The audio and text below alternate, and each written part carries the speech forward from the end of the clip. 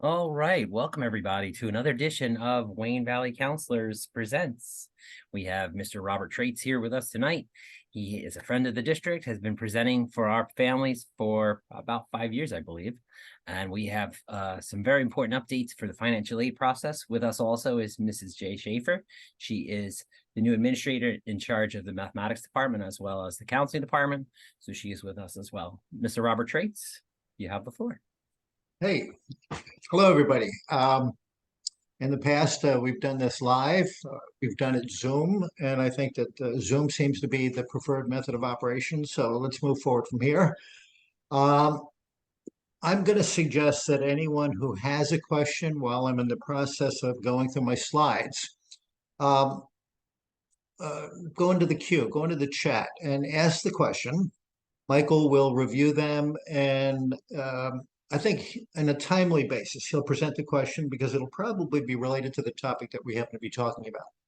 So we're going to talk about financial aid, and the slides are predominantly the slides that are issued annually through the Department of Education. So let's start with the senior timeline. And I'm sure that many of you parents have had older children already go through the process, but things have changed. The changes are the most drastic that I've seen in the many years that I've been doing this, more than 20, maybe even more than 25. I'm not even sure, I lost count. But typically, October is the day that the FAFSA and the CSS profile go live. But with all the changes that they put into place this year, things have been delayed. And I kind of believe that these changes, so drastic as they are still being ironed out. So there's still a few bugs in the system. So right now they're saying that the FAFSA will go live in December. They didn't give us a date of December 1st. They said December. So the actual date is still unknown. And it could possibly actually go out to January, not sure. So with that, the FAFSA that you've done in the past, or that you expected you'd be doing for your first time college son or daughter, college bound, I should say, will now have to wait till December. November is typically the month that seniors begin their applications for college. They do it through the Common App. They do it through early action and early decision. I'd first like to draw a line of distinction between the two. Early action means you can fill out as many applications to as many schools as you wish. The expectation is that you're going to have an answer sometime in December. Kind of takes the pressure off of the senior because the answer, whether they've been accepted or not, is a big sigh of relief. The other early application would be early decision. Early decision is quite different from early action. Early action, again, as many schools as you wish. Early decision says that if we accept you, you must come. So students often will say to their parents that they want to apply early decision because they've decided their dream school. They've decided this is the only school that I want to go to. They want to increase their chances of getting accepted. So they apply early decision. But remember, early decision says you're coming if they accept you.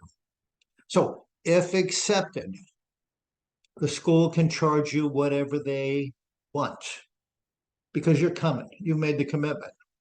And you understand also that colleges and universities are profit centers. They're not philanthropic. They exist for the purpose of turning a profit. So an early decision acceptance says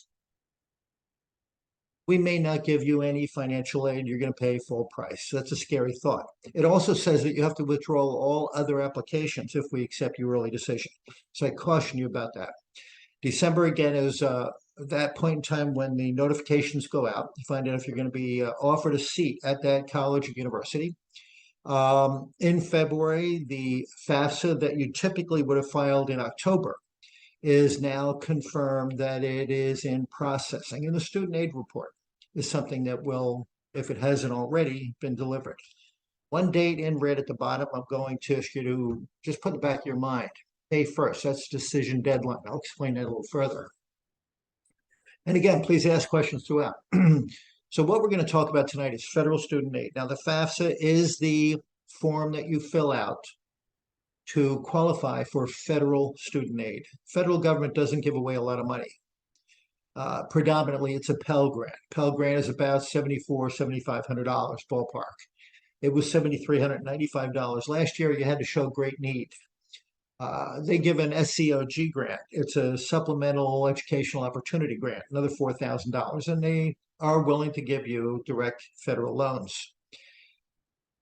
Other than federal aid, there's also state aid. State of New Jersey, you might qualify for if your son or daughter decides to go to a school in the state. So even though they may be New Jersey residents, if they accept a school in Pennsylvania or New York, they will not qualify for any of the Higher Education Student Assistance Authority awards. But again, the state award or financial aid is something that is offered to need-based parents. The area that I'm most focused on is the institutional, the merit aid. That's where the biggest amounts of money are gotten. And sometimes it's a CSS profile that is one of the tools that you would use besides the FAFSA, because FAFSA certainly comes into play to earn institutional or merit aid. So talking about financial aid, it comes in several forms. Grants, which are free money. Work study, which is something that is offered on campus where a student can earn money working in one of the jobs that are being offered and they have to interview for. You must complete the FAFSA in order to be considered for work study. And then loans. Everybody's familiar with loans. They're a terrible thing. I hate them, but it is still considered financial aid. The other thing that I like to bring into the mix is the tax benefits of higher education expenses.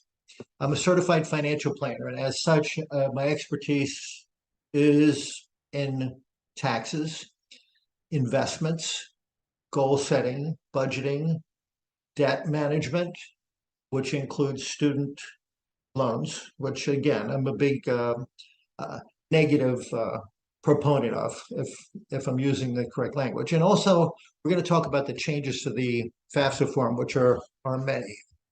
So, who qualifies for financial aid? Well, U.S. citizens or eligible non-citizens. You must have a high school diploma or an equivalent. You must be going toward an eligible degree or a certificate program. So that includes trade schools that are considered Title IV. A student must have a valid Social Security number.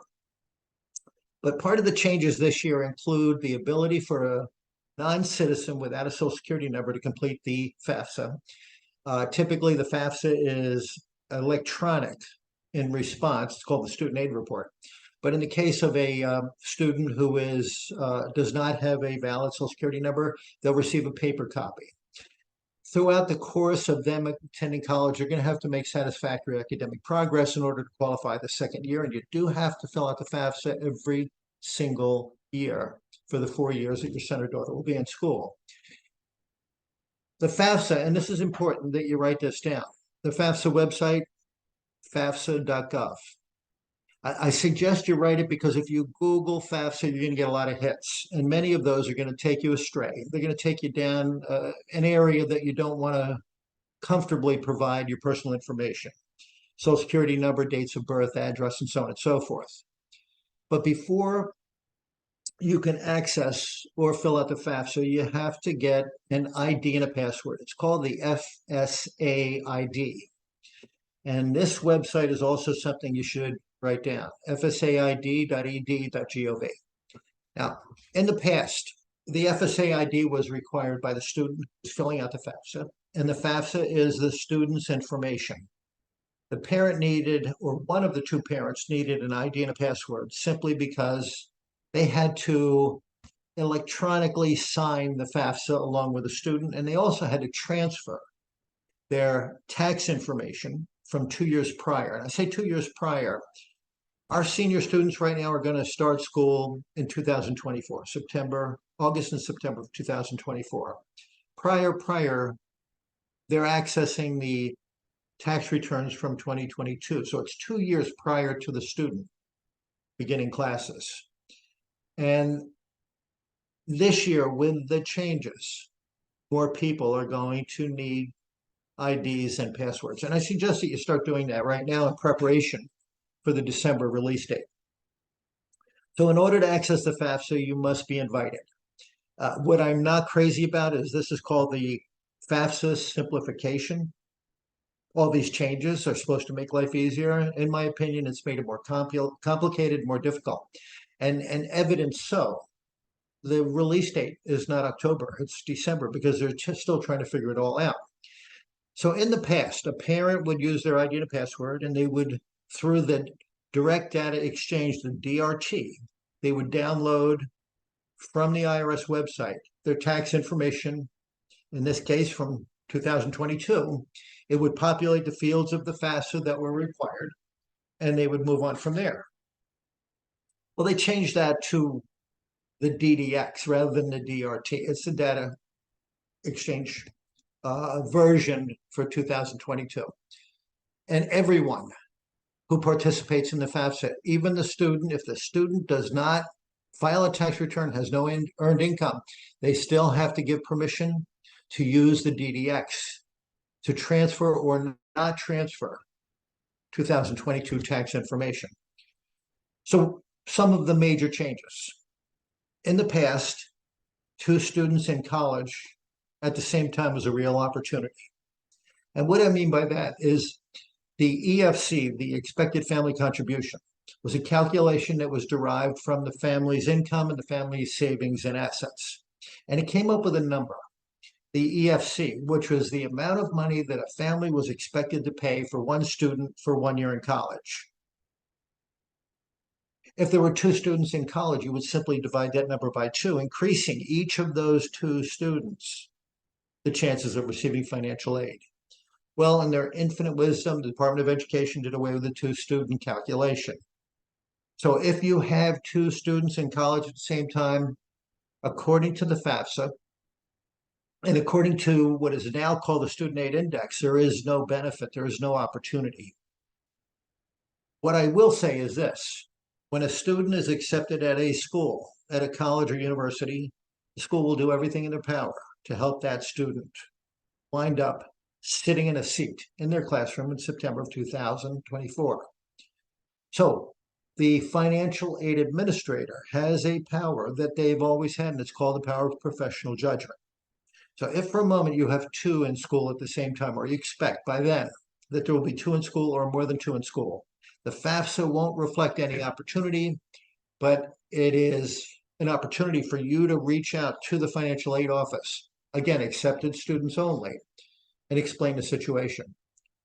This year also, you can have a negative number for the Student Aid Index, SAI, as opposed to EFC. In the past, the EFC went to a number of 0, the lowest you could go. Now it goes to a negative 1,500. Why?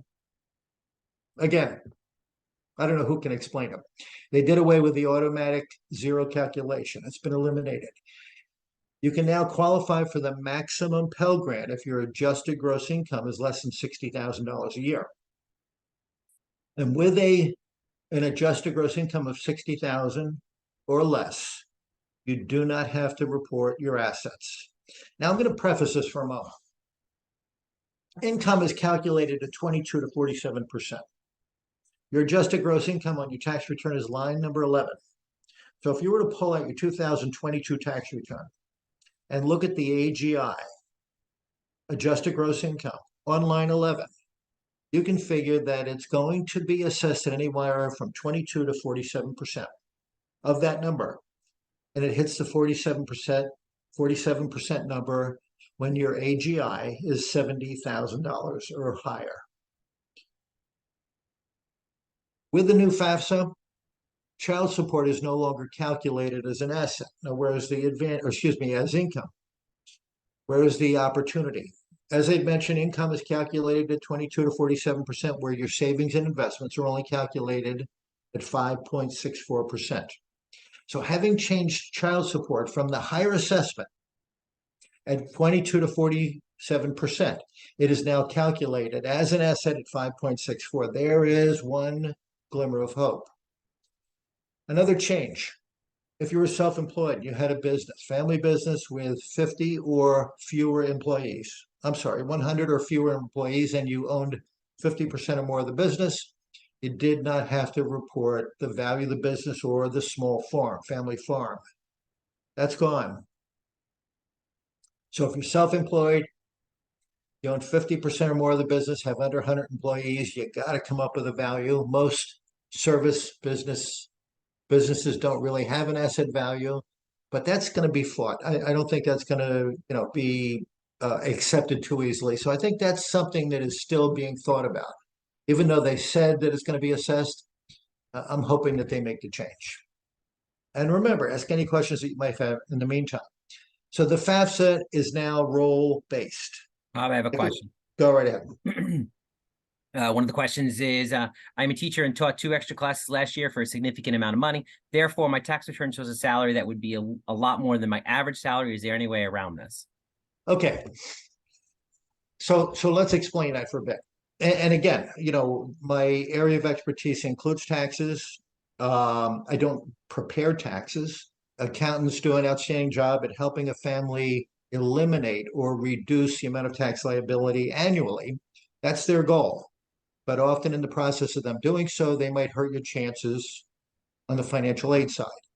So as a W-2 employee, you're working for a company, you're teaching on the side, or you're earning income on the side. So your W-2 wages appear on the front page of the tax return, line number 1. Your extra money that is earned may be reported on what is referred to as Schedule C. Schedule C is sole proprietorship, self-employed. The beauty of filling out Schedule C or any business return in any of the several formats that they exist, whether it's Schedule C or whether it's corporation or general partnership, is you take your gross income or gross sales, as they would refer to it, and then you would deduct expenses that you incur in order to earn those sales. So as a self-employed individual, and as someone who is reporting some of their income or earnings on Schedule C, your gross sales is the number that you receive as far as payment, whether it comes in cash or 1099. You then begin to subtract any one of a number of expenses. That would include maybe cell phone, that might include internet, that might include use of your car, transportation, possible use of part of your home if you're doing this in your home, sometimes meals. So there's any number of expenses that you should talk to your accountant about as far as reducing, if they've not already done so, reducing the number against your gross sales. So yes, there is something that you can do. I'll mention one other caveat. Depending on what you do and what your self-employed business is, accountants will sometimes say, this is simple, we can put it on Schedule C. Other times they'll say, let's call it a general partnership. They'll file a separate tax return, though it'll be a little bit more costly because they have to prepare those returns. 1065 is the general partnership tax return. Something even better than that, it would be a corporation, a sub-S corp or a C corp. I prefer the sub-S corporation. Let me just give you a little bit of information. This might even be something that you can do to minimize the amount of taxes. So you're making contributions to your retirement account, whether it's a contribution to your 401k, your 403b, or your IRA. And that reduces the amount of income that you're reporting. But the FAFSA adds that back because it is a voluntary contribution on your part. So if you earn $100,000 and you're contributing, let's say, $15,000 for 401k, 403b, you're reflecting an $85,000 adjusted gross income. But the FAFSA specifically asks you, did you contribute to a retirement account? Yes. How much? 15,000. Your assessed income is back up to 100. In general partnership, the same thing occurs. It gets carried right over from your 1065 to your 1040. With a sub-S corporation, though, a sub-S corporation can make a contribution to a retirement plan on behalf of the principal, you, the owner, and that never transfers over to your personal returns. There's no evidence whatsoever that it's occurred. Your 1120S takes it as an expense against gross sales, just like it would do on the Schedule C. So it is a conversation that could be explored, and yes, there's a great opportunity to reduce the amount of assessment. That's a conversation. If you notice at the bottom of the screen is my contact information. I'd be happy to elaborate. I could go on for another hour talking about it, but it doesn't apply to everyone. So feel free to reach out to me and we'll talk some more. And then again, it's something your accountant can do. I can't help you with that. I can give you the guidance, and I do often speak with accountants. We have another question, Bob. Go right ahead. If you don't expect any need-based aid, you still need to fill out the FAFSA. Can you get merit aid without filling out the FAFSA? The Okay. guidance that we typically give with that process is most, if not all, schools will generally require you to fill out the FAFSA anyway. Yep. Even if you don't feel as though you may be eligible for need-based aid as a prerequisite for scholarship considerations, and that's traditionally the guidance that we give families. Right. And it may be specific to the colleges. And it is. So let me say, merit aid is money given from the college to entice a student to attend their school. They call it merit aid because they figure that the student has done well, they're accomplished, academic, they've done well with their GPA, their standardized tests, and the school says we're rewarding you, but they're not. They're trying to entice you. Remember, the profit centers. They're looking to attract the biggest and the brightest. So consider for a moment the FAFSA. You earn too much money. You feel that you're not going to get anything, but the school says fill out the FAFSA or you're not going to be considered for merit aid. Now it's kind of an unspoken, and they will ask you to fill out the FAFSA because the FAFSA is an important tool that the school uses to help figure out what they need to do to go the extra mile to get that bright, well-accomplished student to attend their school. So I would say fill the FAFSA out. There's no downside to not filling it out. And most of the schools, if not all of them, will say, we won't consider you for merit aid unless you send us this important tool. We want some insight into your family. Let's go on. So again, child support is now calculated as an asset. That's a great opportunity as opposed to income, which comes at a higher assessment. Business and farms are now assessed, something that I think will be challenged. The FAFSA has become rule-based. Now, in the past, what typically has happened, 17-year-old, 18-year-old kid knows that they have to fill out the FAFSA. Mom or dad sits down and starts filling the FAFSA form out. From the student's point of view, student's first name, last name, social security number, date of birth, high school that they attended, what schools they're applying to, and so on and so forth. Then they would go on to the parent section of the FAFSA and start answering the parents' questions. Same line of questioning. Now, the FAFSA Simplification Act is saying that the student goes into the FAFSA and can complete the student section. The parent cannot go into the student section. The parent cannot go into the parent section unless they've been invited by the student. An invitation email will go out to the parent and they'll say, we need your help in completing Jimmy Smith's FAFSA. And the parent then has to begin to input their information, including their ID and a password. And as I said, I encourage the parents to now start to apply for the ID and password, even though the FAFSA is not coming out until December. And everyone who contributes, called contributors, everyone who is expected to contribute is going to need their own ID and password. So in a typical family, one parent, mom or dad, can get an ID and password and they can be the contributor. In a household where there is a second marriage, and let's say mom and dad are divorced, mom is remarried, your mom and your stepdad are now living in the house, that's part of the household, both of them will need an ID and a password. At least that's my understanding at this point. And as I said, things are yet to change because clarification is still somewhat foggy, for lack of a better term. So the student goes into the FAFSA. Student invites all of the contributors. Contributors cannot look at the students. The student cannot look at the parents' information. And everyone is required to give permission for the DDX to access their tax information, whether it's tax information or not. A lot of times parents will say, well, I'm sorry, I don't want to provide any of my tax information. They could do that in the past. Now the student will not be considered for financial aid unless everyone, including every contributor, agrees to allow this information to be transferred. Information or no information. Let's move on. So income, I mentioned this before, 22 to 47%. Based on your adjusted gross income, line 11 of your 1040, you're looking at 2022 for senior parents. Junior parents, you're going to be looking at 2023. Opportunity still exists for the junior parents and the sophomore parents because 2023 is not finished yet. The one parent who asked the question, how do I report my extra income from my self-employment? You still have time to work on that. You still have time to speak to your accountant and change the way you report it. If you're reporting Schedule C, it might be important to discuss it. So 22 to 47% figure for a moment.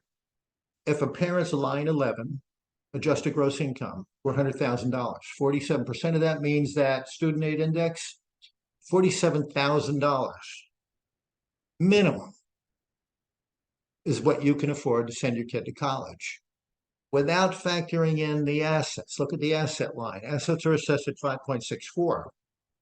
You have $100,000 in savings, general investments, retirement accounts are not included. That's another $6,440 to $5,640. We're going to add the $47,000 up top. But in the past, there's something called the income protection allowance, and I expect that that's still going to hold true for this coming FAFSA and the changes they've made. A family of four, mom, dad, and two children. To raise that family of four for 1 year, the Department of Education figures are going to give you an allowance of $28,000. That's it. Students' income is assessed at 50%, but their income is excused for the first $6,000. So a student can earn $6,000 and everything above that is 50 cents on the dollar. And that's the assessment. That gets added to the numbers that they crunch, which will become the student aid index. But again, income protection allowance, $100,000 are going to knock $28,000 off for the family of four.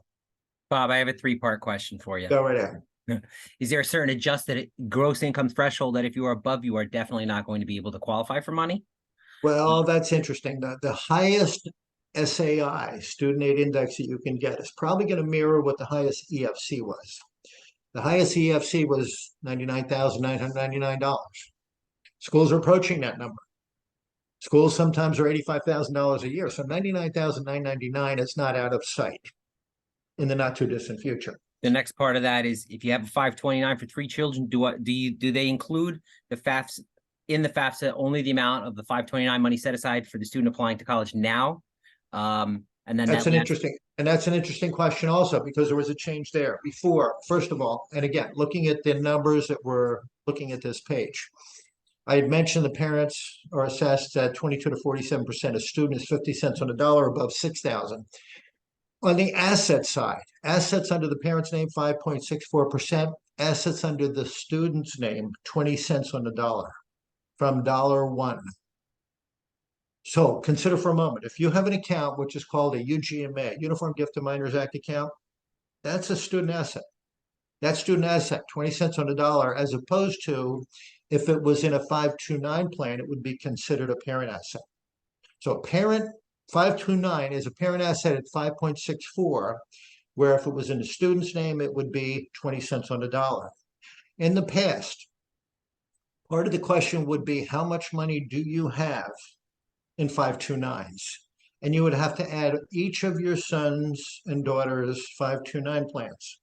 Even if the youngest was in 5th grade, you had money in a 529, it was added to the parent asset side of the calculation. Now the change is they're only going to assess the students 529 who's approaching college. So that's one little opportunity they granted in our favor. What was the next part of that question? I'm sorry.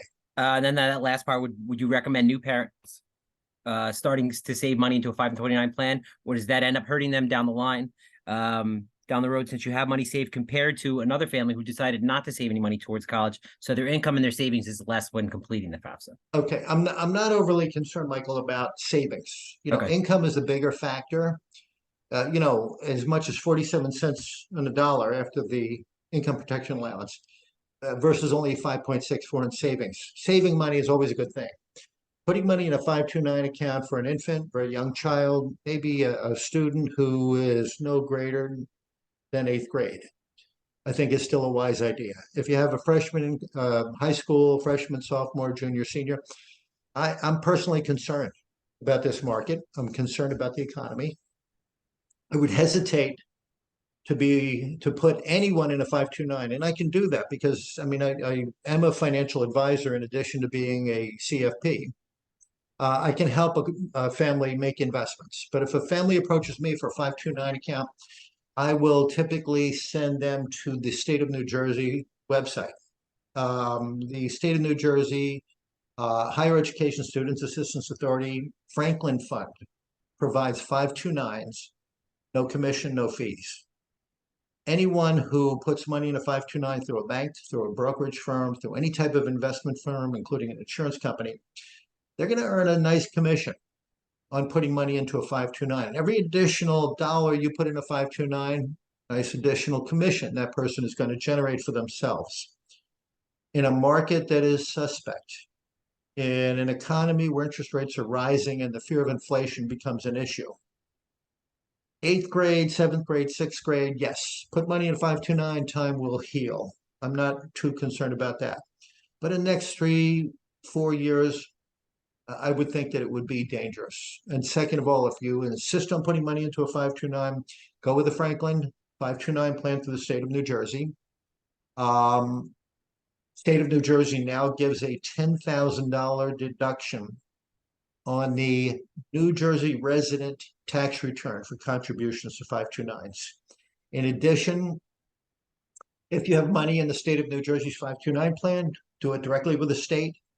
You would qualify for another $1,800 in financial aid through the state of New Jersey when your son or daughter reaches that age. So putting money in 529, approach it cautiously, don't get sold. Don't do it after the age of 8th grade. This is what I talk to all my clients about, and go directly to the website. Going on?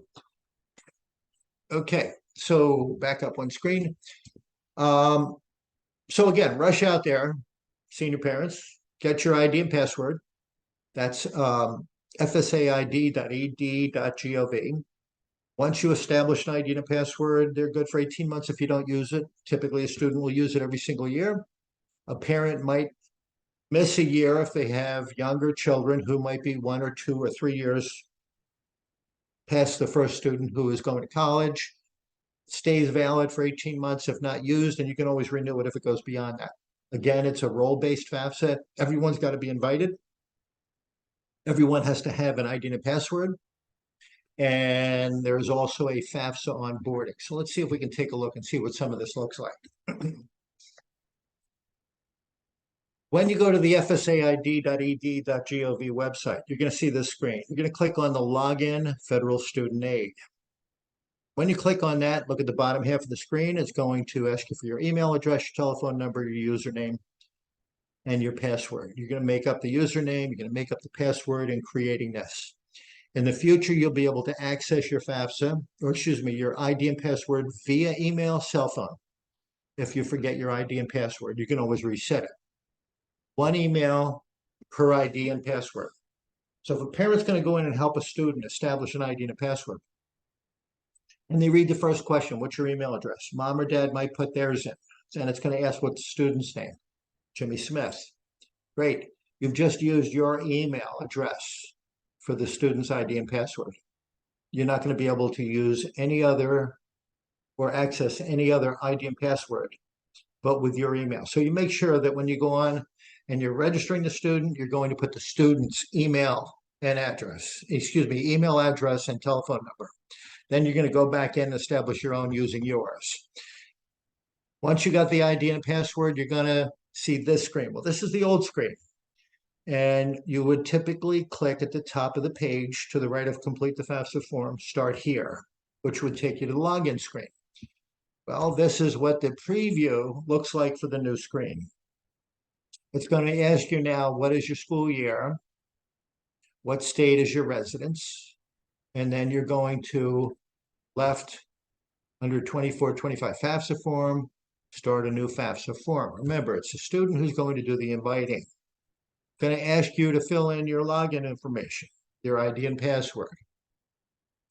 You're going to get this wonderful screen, which is going to be a video. In my opinion, probably a waste of time. It's going to take you through a lot of the basics, a lot of the ridiculous questions and answers that you're really not going to need. The FAFSA is pretty straightforward, pretty simple. It's not that complicated. You're going to click continue. Starting a new FAFSA form, you're clicking the student because the parent can go in, remember, but only into the parent section. Student has to stay within the student section. In my opinion, it's making it more complicated. In this section, it's going to ask, who are you inviting to be the contributors? Well, in this case, Alcina and Travis. Perhaps that's mom or dad. Send an invite under the status. Click continue. Parent's going to receive an invitation email. Going to look something like this. Again, these screens have not yet been decided. They're going to look something like this, and this is just the proposed screen that you're going to see. Parent who doesn't have an ID and a password is going to have to back out and go ahead and create one. Student's going to see that the parents have got this sent, the email, the invite is out, and the student's going to start working on their form. This is what the consent screen is going to look like. And the consent screen says, whether you're employed or not, whether you're a student working or not working, you're going to have to consent to allow the DDX system to access your IRS information, whether there's information there or not. Contributors also to the FAFSA form must do the same. Once you complete the FAFSA, and in order to complete the FAFSA, you're going to have each of the contributors complete their section. You're going to have each of the contributors, mom, dad, stepdad, stepmom, whatever the case might be, student two. If they do not give permission to the DDX, they're not going to get to start the FAFSA. Once they get the FAFSA going and they submit it, and once all sections are completed, student section, contributor section, parent section, they then can submit the FAFSA. Once it's submitted, it's going to be processed 2 or 3 days later. You're going to be able to go to the FAFSA website and you're going to be able to access the Student Aid Report, SAR. Student Aid Report is something that you'll want to look at because it is the same report that the colleges are receiving. In the past, you could put 10 colleges or universities to receive the Student Aid Report. They've upped that. You can now put up to 20 colleges. In the past, you put your 10 colleges, you had to wait for them to be processed. You then went back in and you click this second box which says edit my FAFSA form, or the first box, which is update your school information. With a limit of 10 before, if a student applied to 12 colleges, they had to go in after it was processed, delete a few of the schools and add the new schools to the mix. But this screen is going to have to continue to exist because from this screen, you're going to be able to look at your student aid report. Look at the bottom box. If you can read it, view my student aid report. You're also going to be able to make changes to the student aid report. After reviewing it, you want to see if any mistakes have been made, questions on the left, answers on the right. And it's important to do this because a mistake on the FAFSA could be costly. It might change your world financial aid-wise. So this is an old student aid report because they've yet to see the new one. At the top of the report, it gave you an EFC, expected family contribution, cost for one student to attend for 1 year. That will now be changed to the student aid, SAI. The SAI as opposed to the EFC. But again, the answers on the right, answering the questions that are on the left.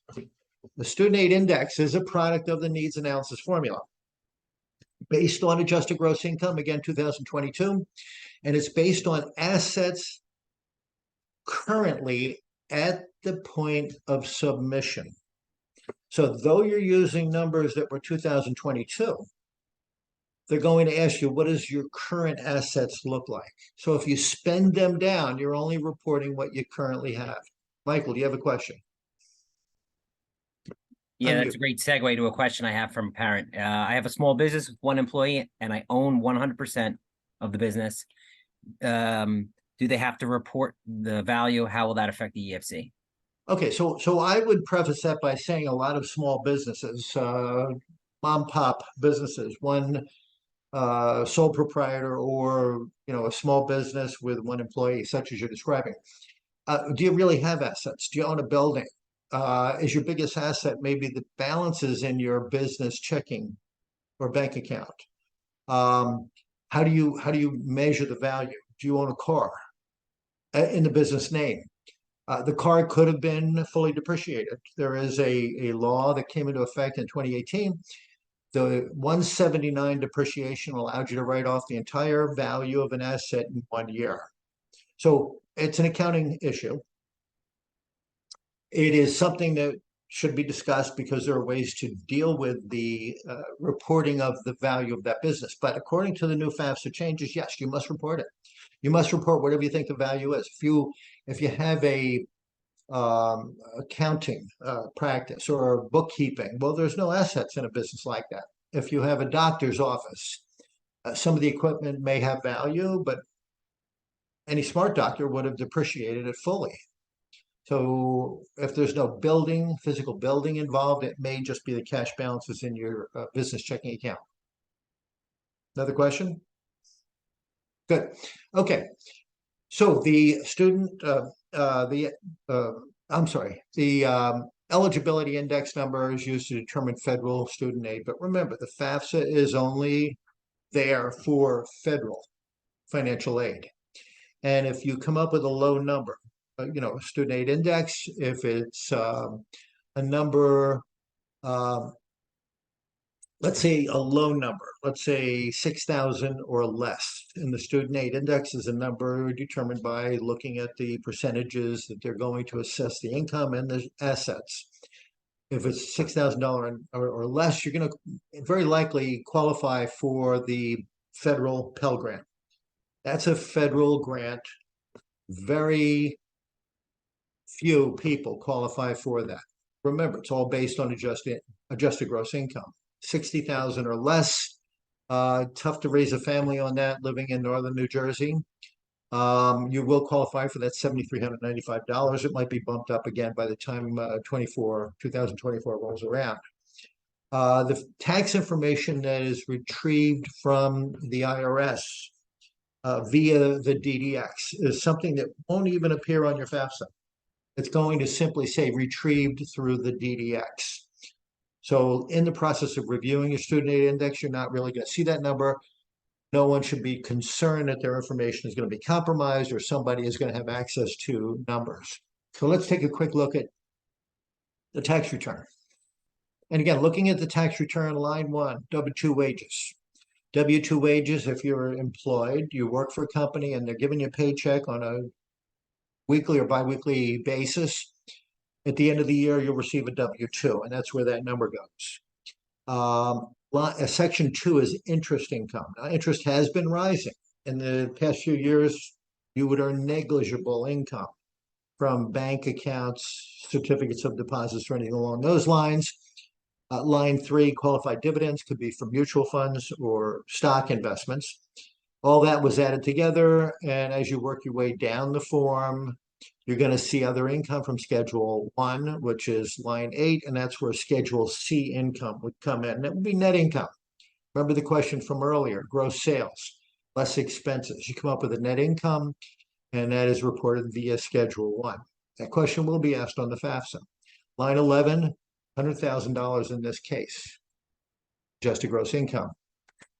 Again, if it was less than 60,000, maximum Pell Grant. If you qualify for the maximum Pell Grant, let me back that up for a moment. If your adjusted gross income is less than 60,000, they ignore all questions related to your savings and investments.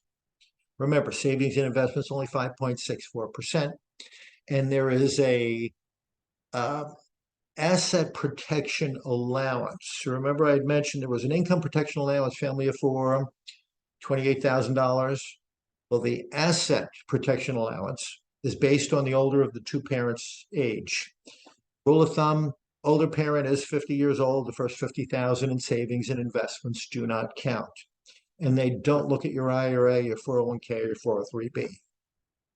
So if your income adjusted gross is less than 60,000, you can have $1 million in savings and investments, 10 million in savings and investments.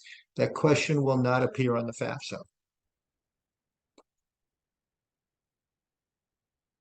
Same information on this screen.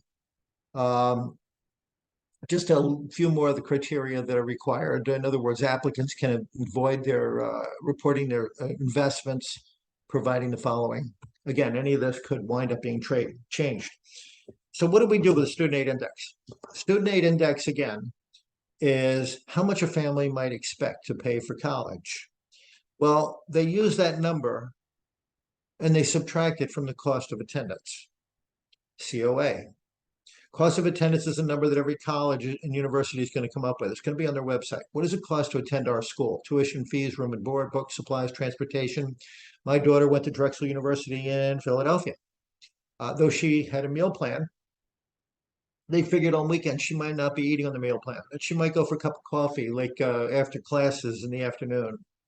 Incidental personal expenses. They come up with a number there. Transportation from northern New Jersey to Philadelphia for her to go to school in the fall, for her to come back for a Christmas break, go back to school again winter semester, and come back home.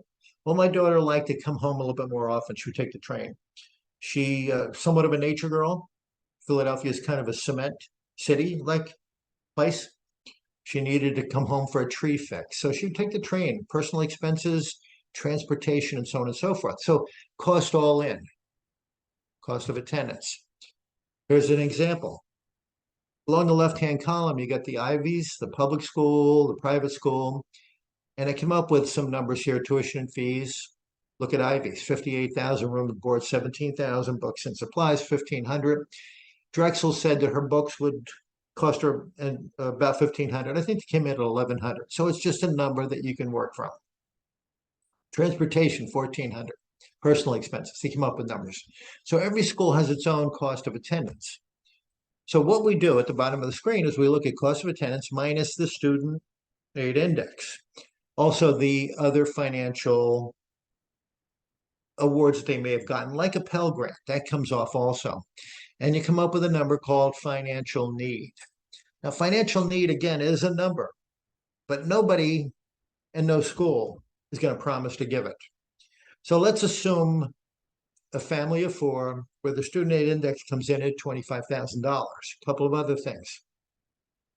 Family of four, their adjusted gross income was knocked down by $28,000. For every additional family member, it's another $1,100 to $1,500 that is added to that student aid income protection allowance. So it can go higher. Adjusted gross income was $100,000. Savings and investments were $50,000.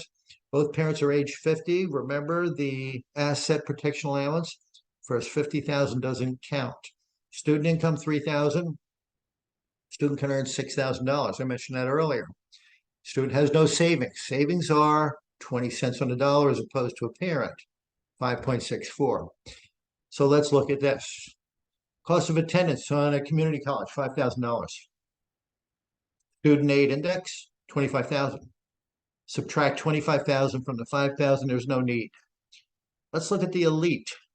Harvard, Princeton, Yale, Emory, Duke. These schools, 60,000 is well below what they're going to charge you.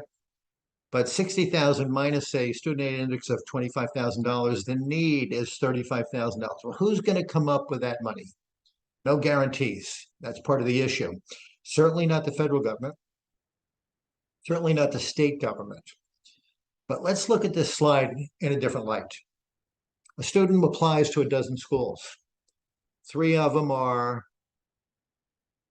reach schools, something a little bit above what their academic performance shows that they'll get in. Those are the schools that our kids want to go to. There's going to be 3 target schools in the case of 9 applications. Schools where the student falls right in the meat of the order. And 3 safety schools. Students got to know they're going to put an application out and someone's going to accept them. So in my daughter's case, Danielle, I got 3 children, but in Danielle's case, 3.8 grade point average, good SAT score, 3 safety schools, of which 2 of them accepted her. The third one did not, and I'll explain why. The 3 target schools, she got accepted at all 3. The 3 reach schools, she got accepted at 2 of the 3. Part of the issue is Where she was accepted, the biggest awards came from the target schools and the safety schools. Because this kid had a 3.8 grade point average. Most of the students that are being accepted had GPAs that were lower than 3.8.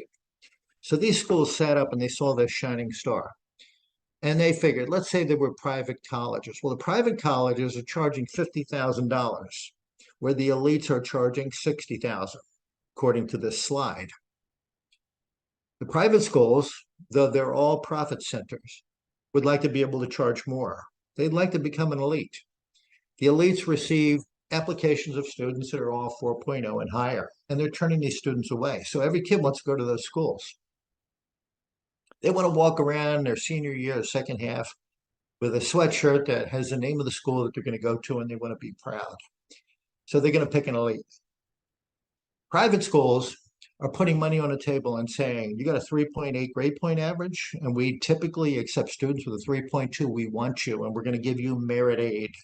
And they claim that the merit aid money is awarding the student for their good academic accomplishments. It's not. It's an enticement to accept that school. The parents can afford that school, not because it's $50,000, but because they're getting a break. Consider Rider University, hour and a half south of us. Rider University on their website says, we have a scholarship program called the Presidential Scholar. Presidential Scholar will give a student $24,000 off the cost of attending a $57,000 school. Now, correct me if I'm wrong, it may not be 57, it might be more expensive now. But the Presidential Scholar on their website says, if you have a 3.2 grade point average or higher, apply, we'll accept you, and we'll knock off $24,000 off the cost of attending. What Ryder is saying is that we want a higher caliber kid, because with a higher caliber kid, they might become an elite. They might then be able to raise their tuition from $50,000 to 60 or 65 or 70, whatever the going rate would be today. They want to make more money and they want to attract a brighter student. Even the state college, in this example, state college really doesn't award much in the way of merit aid, but just as to use as a stepping stone type of example, if your son or daughter has a 2.8 grade point average and this level of school is accepting at 2.5, that level of school will put money on the table if they have deep pockets. A lot of parents won't apply to these schools because they're saying they're too expensive. But these are the schools that will give the biggest award, the biggest tuition discounts, and make the school more affordable than the others. The FAFSA used to allow each of these schools to see which other colleges the student was applying to. They did away with that. At that time, I was advising every family, include a couple of state schools in there. A state school, $25,000, $26,000, $27,000 a year, like Rutgers. Drexel at the time may have been $53,000, $54,000. Drexel would see Rutgers on the application and said, gee, we charge $53,000. This kid is the caliber of getting into Rutgers at $26,000, $27,000. We better discount our price. One of the deals that we made with our kids, if you're going to fill out an application,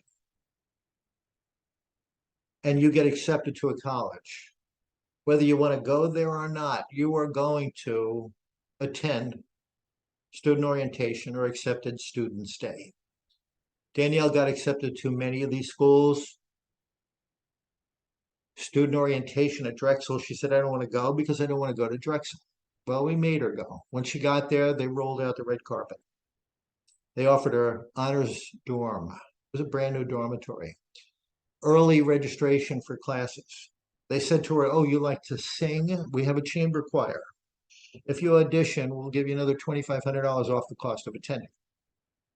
That weekend, they made her feel very important. She came home from that weekend and said, I want to go to Drexel. What they did is they sold her. Why? Because she was above the average incoming freshman and they wanted her and they made a play for her. So what I'm going to say is that once your son or daughter is accepted at a college, you are now going to be in communication with that school. you're going to have to get on the phone to that school and say, my son is Jimmy Smith. Jimmy was accepted and he's anxious to come to school there, but there's a couple things you need to know. Because of COVID, we're no longer receiving the bonuses that we were used to in the past. So our income has dropped. In 2022, we're still getting bonuses, but now, it's a year later, those bonuses are gone. So we're going to report a lower income for 2023. Parents get old and they get sick. Health insurance covers some of the expenses. There's out-of-pocket cost for medical attention. And those things got to be pointed out to the college. Colleges don't want to hear from you until your son or daughter is accepted. Might they get 30,000 applications? Might they only accept maybe 12,000? I'm making up a number. They don't want to hear from the 30,000. They want to hear from the 12,000 because that date that I gave you in one of the first couple of slides, that May 1st, that's decision day. A student can get 10, 12, 14 different college acceptances, and they are considered an accepted student up until May 1st. So the college says, congratulations, you've been accepted to Drexel University. You look forward to your attendance in September of 2024. And that kid can sit on that acceptance letter and the other dozen acceptance letters that they got and tie up all of those seats. Come May 1st, anyone who hasn't answered is no longer an accepted student. Now the college has to scramble to find some other talented kid to fill that seat when every kid pretty much has decided what school they're going to. So they have to go fishing for a kid not of the same caliber.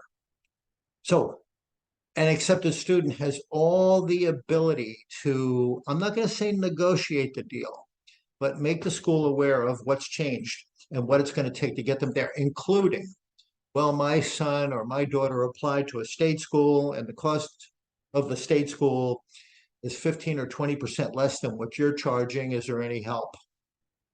Because we want to retire someday. We don't want to have to work forever. And we got 2 or 3 other kids that have to be educated. So you understand the point of the merit aid. And it's this slide that I think hammers home that point. Is there any questions that we have here? No, we're good as of now.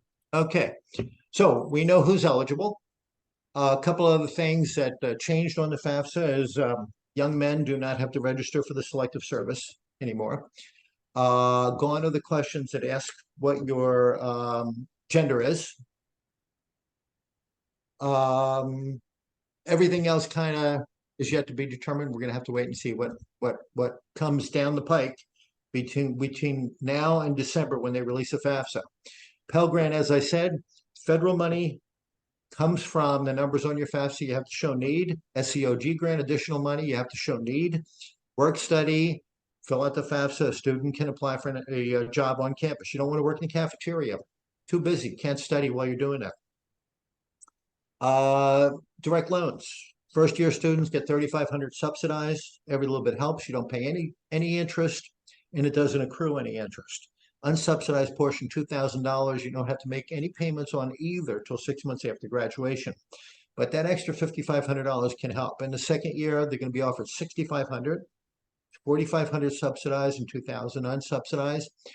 And the last 2 years, they're going to offer $7,500, $5,500 on the subsidized, no interest, no payments, and $2,000 again from the unsubsidized. I always encourage parents to take this.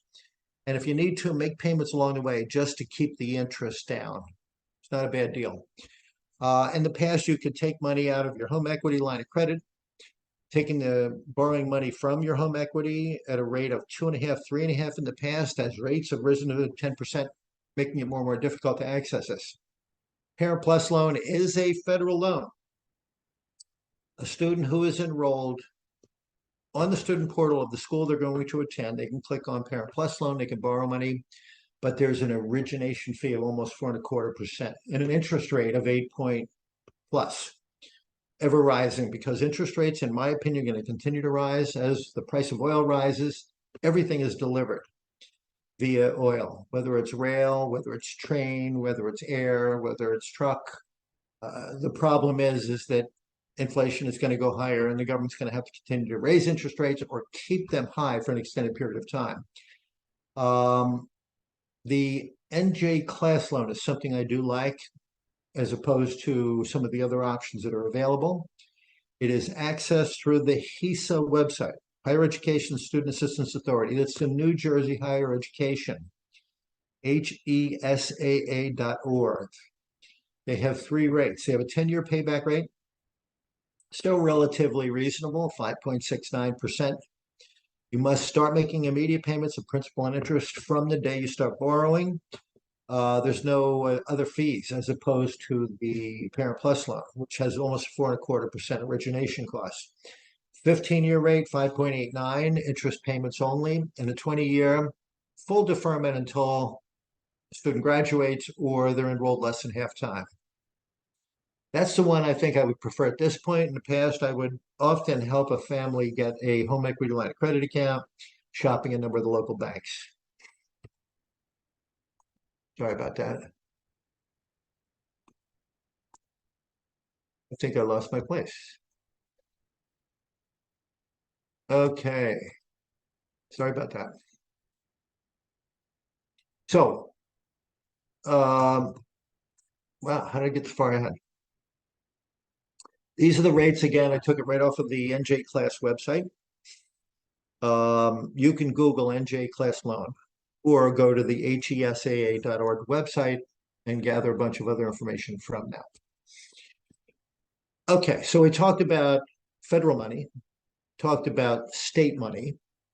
State money, of course, is money that a student can possibly be awarded in grants if they attend a college in the state of New Jersey.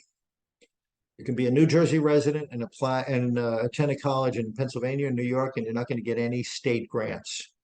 So a state is also need-based. So the likelihood of getting state money is also few and far between. CSS profile is the institutional form, and it is often considered the form that is used to wind up with more merit money. Of the 45 to 4,700 colleges and universities in the US, about 10%, about 450 or so, are going to ask for this additional form. It's not free. The free application for federal student aid, the FAFSA, no cost. This is going to cost you $9. It's also going to cost you $16 for every school who gets a copy of the student aid report. In the past, the FAFSA didn't ask you for the equity in your home. This does. The FAFSA is still not going to ask for the equity in your home based on what they're saying we can anticipate in December.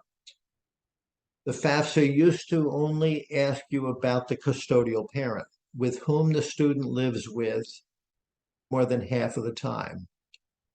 Mom and dad are divorced. Student lives with mom most of the time. Dad is the bigger income earner, and they're only asking for mom's information because the student lives with mom more often than dad. Dad could make $1 million and it wasn't asked. The new FAFSA form is saying which parent is claiming the student on their tax return as a dependent. Dad, because it makes more sense, he earns a bigger income. Dad is now the custodial parent, one of the bigger changes. In the past, only the custodial parent was asked for.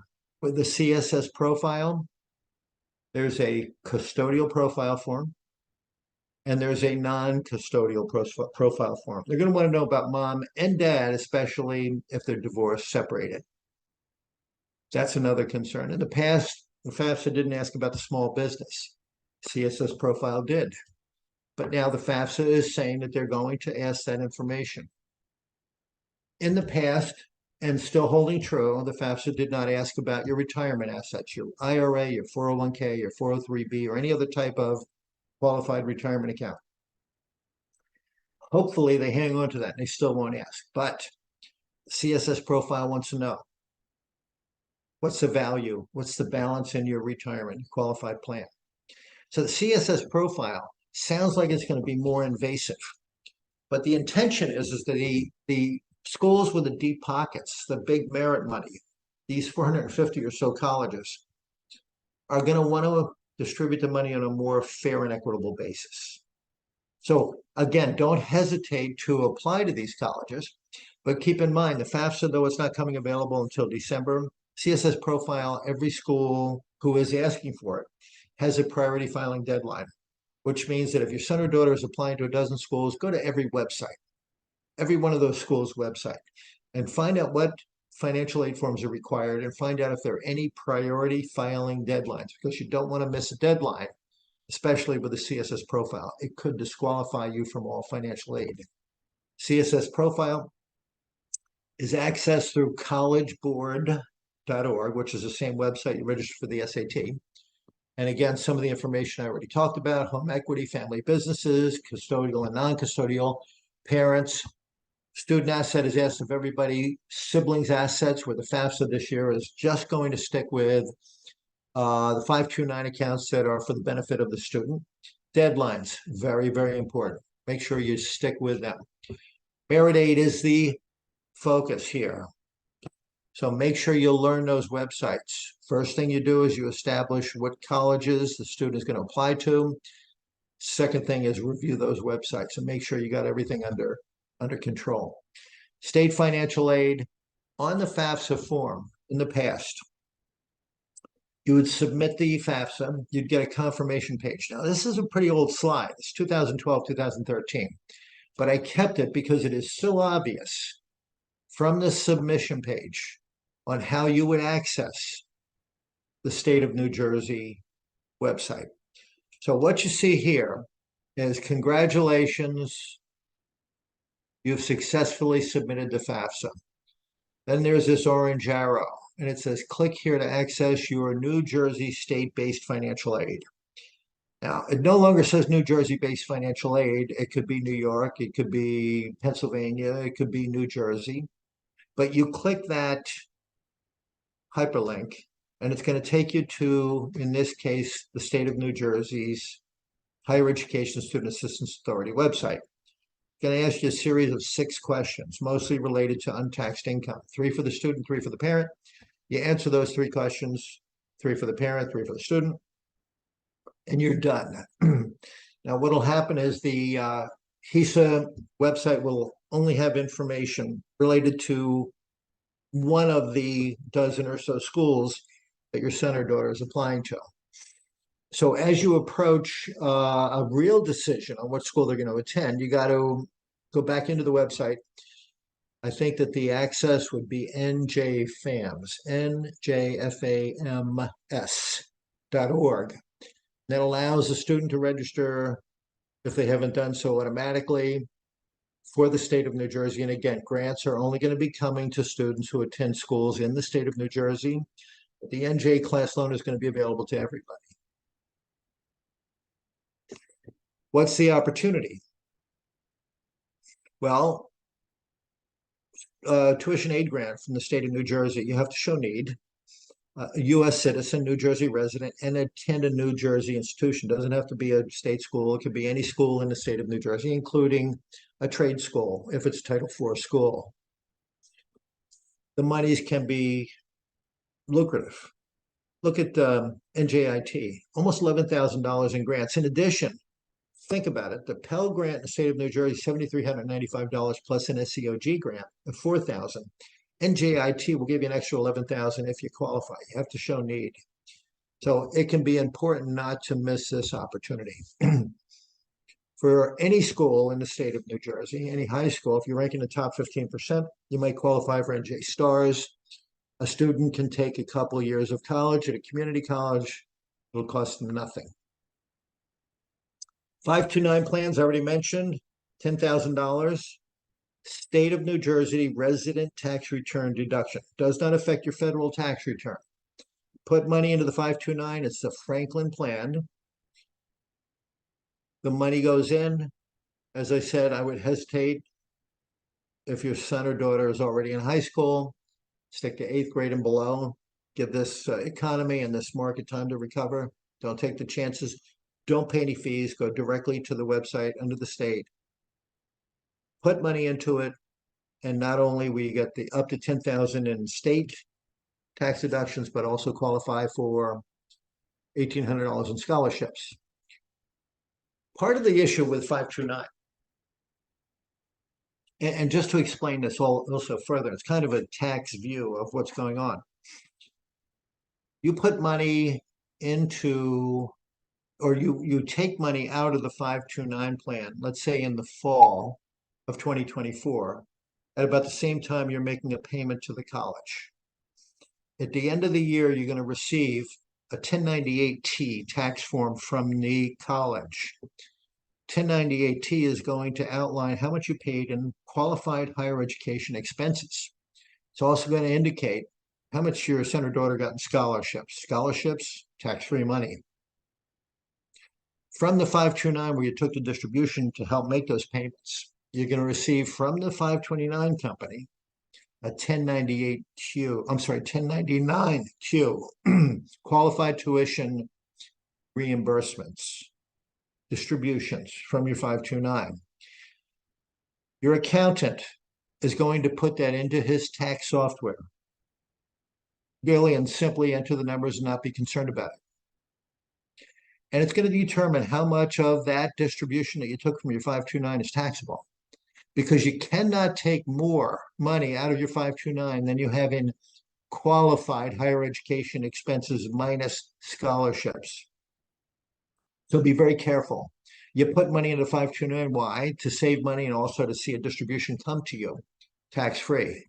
It won't come to you tax-free if you take too much.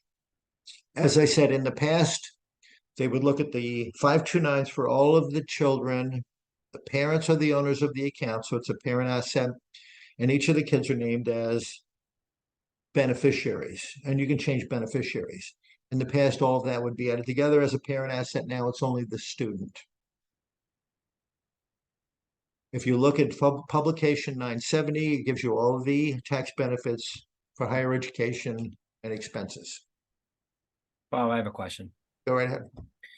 Does it make sense to have grandma or grandpa open up a 529? Absolutely. In the past, that's always been the case. There is talk about them trying to figure out, and I'm talking about the Department of Education and the school, if there is a 529 out there under the grandparent's name that is for the benefit of the student. So to make the move from saying all of the children's assets in 529s have to be added to the parent asset, now it's only for the benefit of the particular student who is applying for financial aid through the FAFSA. What they're trying to do is they're trying to get some insight on, is there a grandparent who has a 529 for the benefit of that student? I don't know how they're going to track it. So it's yet to be determined.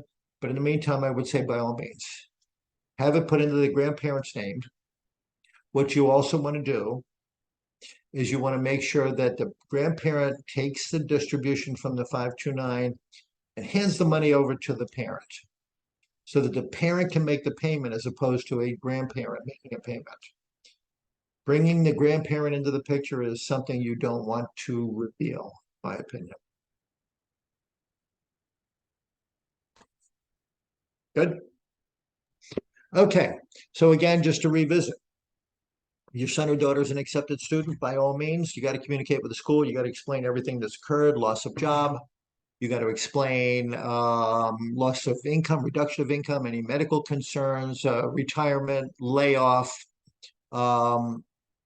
extraordinary expenses. One of the siblings is going to private school. You want to indicate that. But the only way you can indicate it is through communicating with the school after the student has been accepted. CSS profile gives you a section called the ES, explanation of special circumstances. You can put 2,000 characters on the page explaining the woe is me. What's happened to my family since 2022 when this tax return was completed. Communicate, and the financial aid office will do whatever is necessary. They've accepted the student. They don't want to give up on that student, and they will bend over backwards to make it happen. Don't ever indicate that you want to negotiate. You have to be sincere, hat in hand, and be able to support everything that you're saying. Some of the other scholarships you can look into, go to your local library. Wayne Valley, I'm sure, has a scholarship night. Kids can apply to different scholarships from Rotary clubs and uh, other groups that are willing to put something forth. I'm sure you have experience with that, Jay and Michael. Some of the other websites you want to look at, FastWeb, College Board. Um, Once a student becomes an enrolled student, they can also look at the student portal. As an accepted student or as an enrolled student, there are often scholarships that are put on the table, only available to students of a particular major. Sometimes, as crazy as it may seem, there might be an Italian heritage scholarship encouraging only Italians or Irishmen or Hispanics or something along those lines. You never know what you're going to find once a student is an enrolled student. We're pretty close to wrapping it up. I would encourage every parent who is a senior parent, get out there and start creating those IDs and passwords. Keep in mind that in crunch time, reach out for me. That's my cell phone at the bottom of the page, my email address, text me, call me if absolutely necessary. I do receive calls from parents. I like to help anyone and everyone. I speak at a number of schools throughout the state of New Jersey, not particular to necessarily northern New Jersey. Some of them are in areas that really these folks are going to qualify for the world, and they just don't know how to do it. And rather than losing hope, I'm here to help, and I'm anxious to really help anybody. As a CFP, as a certified financial planner, I'm also encouraged to give back to the community, and this is part of what I do, and I love doing what I do. So, Thank you. again, I don't know what else to say. If there's any other No, that's questions, please perfect. jump in. Absolutely. I appreciate it, Bob. As well as anybody within the school counseling department, if parents have specific questions, by all means, contact your child's counselor. You can direct any questions to me. If I can't obviously answer, I would encourage to reach out to Mr. Traitz. He's been phenomenal in helping our parents and our families. So thank you everyone for attending. And yeah, let us know if there's anything that we can help with. Good. I hope everyone enjoyed, and we'll see you again sometime in the future.